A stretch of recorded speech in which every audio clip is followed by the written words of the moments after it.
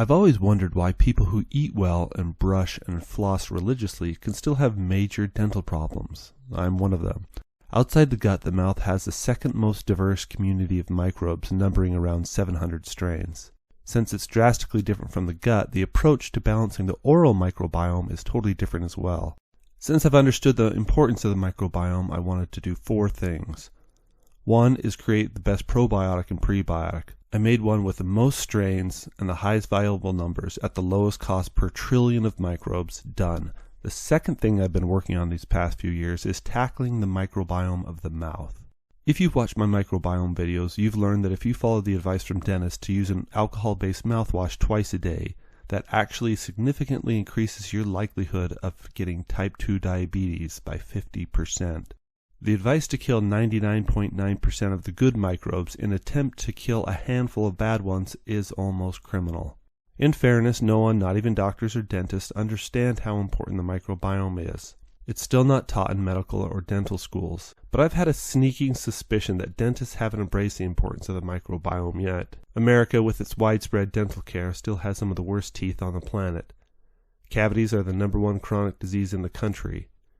In children, they are about 5 times more common than asthma and 7 times more common than hay fever, even though millions of Americans religiously brush and floss as directed. After years of research, I finally understand why.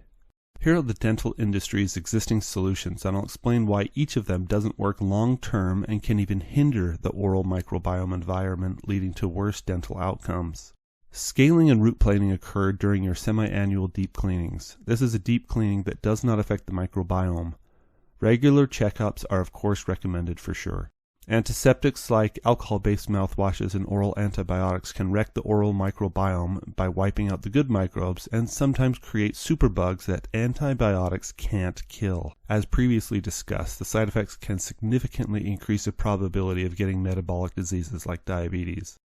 Ozone is great for healing the mouth as it is highly antibacterial and non-invasive. Biological dentists use it often during invasive treatments to prevent infections and promote healing. However, using ozone on a daily basis isn't convenient for most people. The results are temporary and does not change the rapidly changing oral microbiome. Oral enzymes have a minimal impact on the subgingival biofilm, but again, the results are temporary. And of course, classic toothbrushing as well. Whoa, I said classic toothbrushing. I don't know what that is. That's better. Toothbrushing with detergents and toothpaste only have a temporary effect. It's recommended to remove small food particles, but microbiologically speaking, by the time you leave your house to go to work, pathogenic microbes have recolonized and the oral microbiome is unchanged. And yes, of course, if you were born into a jungle tribe and ate as they ate, you may have perfect teeth as well, but this is not really a practical solution for most people. I don't think they're watching this video. So while 99% of the microbes are good, there are indeed a few bad players, and the foods we eat can amplify their power to cause damage, so much so they can destroy our oral health. So who are the major bad bugs in the mouth? It's primarily these 4. Streptococcus mutans, Phoramonas gingivalis, Treponema denticola, and Tannerella forsythia. These are the ones that cause dental caries, cavities, bad breath, halitosis, and gum diseases like gingivitis and periodontitis. These 3 grouped together are often called the red complex because they cause inflammation and bleeding gums. The bacteria live in communities called biofilms. Think of an oral biofilm like a forest. Dental plaque is a biofilm as well, but it's more like a forest with only one specific type of tree in it. While all plaques are biofilms, not all biofilms are plaques. Let's go over how the oral microbiome interacts with what we eat. Your mouth contains existing biofilms, and when you eat food, the bacteria will consume some of it too. They can eat proteins and sugars, but sugar is prioritized every time. The bacteria produce many byproducts as a result, mainly lactic acid. The first colonizers in plaque are lactic acid-producing bacteria like Streptococcus mutans. While we know these acids degrade enamel and cause inflammation, they also provide food for Phoramonas gingivalis, who then provide food for the other 2 of the red complex trio. Altogether, they create more acid, leading to cavities, bad breath, and gum disease. When I first approached this problem, I tried to apply the same principles that worked so well for the gut microbiome. Add more good microbes and feed them what they like to eat. However, the oral microbiome doesn't work like the gut, which kind of makes sense. It is literally on the opposite end of the digestive system. So in all my research, I found someone who was years ahead of me, Dr. Emily Stein. She was similarly frustrated by the advice dentists were giving because it just didn't work, especially for people who struggled to take care of themselves, like her grandmother who was living in a treatment facility. She knew there had to be a better way. Being a microbiologist, she knew the microbiome was highly correlated with health. And she noticed too that dentists never addressed or even mentioned the oral microbiome. All dentists ever seem to focus on is more dramatic cleaning methods or nuking the entire microbiome with antibiotics. Whoa, let's take it down a notch, buddy. In other words, if all your fish are sick, you don't pharmacologically medicate the fish. You clean the tank and give them fresh, clean, pH-balanced water. So for 3 years, she studied the reaction of problematic microbes when exposed to various ingredients. Long story short, she found a formula that, when applied to the biofilms, could literally stop them in their tracks. She figured out how to block the microbes' ability to use dietary sugars. As mentioned before, the microbes can use proteins, but if they have sugars, they will use that first. She saw that if the microbes were fed certain dietary ingredients, it forced them to consume dietary proteins instead of sugars, thus crippling the inevitable acidic domino effect. She combined her formula together and added a little mint and threw it into a lozenge you could dissolve in your mouth. This would coat the entire mouth, including the teeth and gums. The ingredients are non-toxic and come from common dietary supplements and vitamins that are safe to consume every day. So while the in vitro studies were a complete success, would it actually work in real life with real people? They brainstormed on what could be the ultimate test, and they figured it out. People would take one of these lozenges and then enjoy a sucker. Pure high fructose corn syrup bathing their teeth and gums. Now sure, the science and testing behind the lozenge looked promising, but were they up to this challenge? They gave it a go. And guess what happened to the bad bacteria over the next hour? They didn't eat the sugar. They couldn't. They couldn't process it. They couldn't make acid from it. They couldn't make additional plaque. They couldn't make the byproducts for any of the other microbes to use, and pathogenic ones couldn't grow. In short, the bad bacteria had been so disabled by the lozenge that they could not function or cause any damage, and the good microbes remained intact.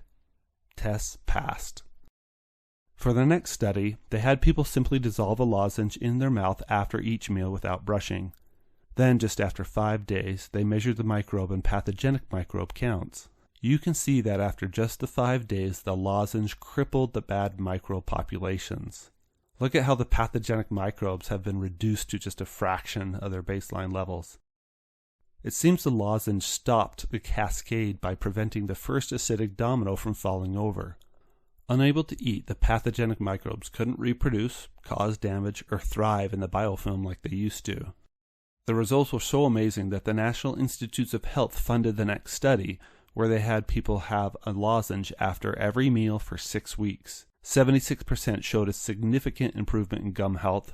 100% showed a significant decrease in the bacteria associated with gum disease and Alzheimer's. That's right, oral health is tied to Alzheimer's as well. And 82% showed a significant decrease in the bacteria that causes bad breath. One of the reasons gum diseases are so dangerous is because when gums bleed, bad microbes have easy access to the rest of the body. This has been correlated with rheumatoid arthritis, aspirational pneumonia, COPD, gastric lesions, precancerous lesions, stomach cancer, atherosclerosis, stroke, cardiovascular disease, bacterial endocarditis, Alzheimer's, and pancreatic cancer. As of the making of this video, dentists advise flossing to prevent gum disease, but there's a problem with that advice. There's no science behind it. There are dozens of studies showing no correlation between flossing and reducing gingivitis, gum disease, or cavities. Which now makes perfect sense to you because you understand the oral microbiome. You've learned how and why changing the oral environment disables the red complex. It makes perfect sense that a piece of string mechanically sliding around a tooth isn't going to disrupt the microscopic biofilm embedded into the enamel. Now, I'm not debating whether or not you should floss if you have a piece of food stuck between your teeth. In a healthy mouth, flossing certainly won't cause harm. However, if flossing causes your gums to bleed, it can be particularly harmful because it gives unwanted viruses and bacteria direct access to the body. That can be more damaging than leaky gut. In order for pathogenic microbes to get into the body through the intestines, they first have to survive the trip there. Through the stomach acid, the digestive microbes and mucous linings of the intestines, and then permeate the tight junctions. That's a long process with many barriers. It certainly happens regularly, but going through the bleeding gums of the mouth is much easier. The pathogenic microbes can just lie and wait in the biofilm until an opportunity arises for something simple as an overenthusiastic flosser. It now has full access to your body through the bloodstream. In the past, this was so well known that doctors and dentists told people with autoimmune conditions caused by dysbiosis like rheumatoid arthritis to take antibiotics before dental cleanings because they knew that during the deep clean, it would cause the gums to bleed and pathogenic germs could easily access the bloodstream. The floss industry decided to stop quietly funding all research about flossing and never speak of it again, but dentists still recommend flossing, and I really don't know why. It's estimated the floss industry is worth over $500 million annually. It could just be as simple as follow the money. But shouldn't this be a matter of medical science where we seek truth instead of dogma? Well, that's a philosophical topic for another day. Conclusion. You can tell I'm a big fan of Dr. Stein's work. These lozenges she's created is doing what we thought mouthwash should be doing. Wipe out just the bad microbes. Dr. Tom Neighbors, the chief of oral systemic medicine for direct diagnostics, said, quote, "For the treatment and prevention of periodontal disease, this may potentially be the magic bullet that we've been looking for."